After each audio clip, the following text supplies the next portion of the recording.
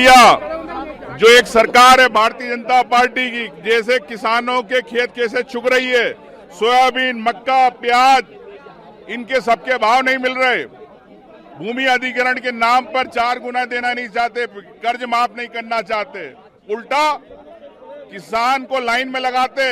किसान का पंजीयन, फसल का पंजीयन, खाद की लाइन, ये लाइन में लगा लगा के परेशान है। अब मुझे लगता है कि ऐसा नहीं हो कि अब सरकार आपसे इतने पंजीयन, इतने कागज मांगती है, अब आपसे ब्लड प्रेशर की, आपसे रिपोर्ट मांगने लग जाए किसानों से। किसानों की जो मांग है एमएसपी पे सरकार खरीदे। गेहूं की एमएसपी 2400 रुपए है, लेकिन सरकार आज 1100-1200 रुपए में किसानों को खरीदना पड़ रहा है।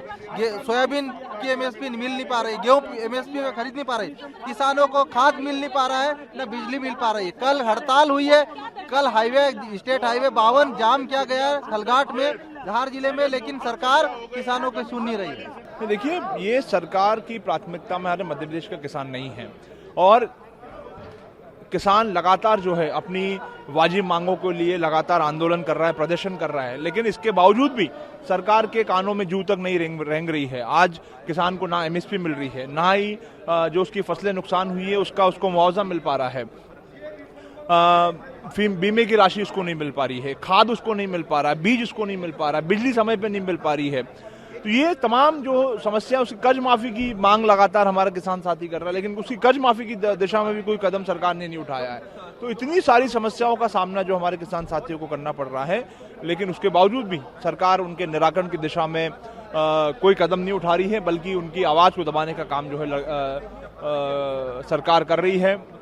किसान को मजबूर होकर के अपना खेत खलियान छोड़ करके उसको सड़कों पे प्रदर्शन करना पड़ रहा है। कल खलघाट में एक बड़ा आंदोलन हुआ, जहां पर बड़ी संख्या में हमारे किसान साथी अपने मांगों को लेकर के उन्होंने नेशनल हाईवे को जाम करने का काम किया। तो इस तरह की तमाम चीजें जो हो रही हैं, लेकिन सरकार जो है कहीं ना कहीं कुंभकर्ण की नींद में सोई है और किसान की जो समस्या है उसकी निराकरण की दिशा में कोई कदम नहीं उठा रही है।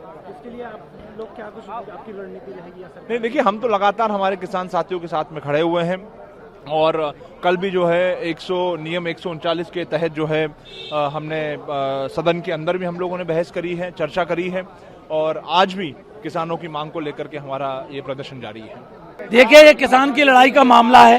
किसान को ये सरकार न तो मक्के का दाम दे पा रही, न सोयाबीन का दाम दे पा रही, न धान का दाम दे पा रही, न गेहूं का दाम दे पा रही, और तो और बिजली के बिल माफ नहीं कर रही, खाद समय पे नहीं दे रही, बिजली नहीं दे रही, तो आय दुगनी कहां से होगी? किसान दुबला हो रहा है और ये भाजपा रूपी चिड़िया मोटी होती जा रही है। इसलिए आज हम किसान के समर्थन में ये लड़ाई लड़ने आए हैं। डबरा विधायक सुरेश राजे।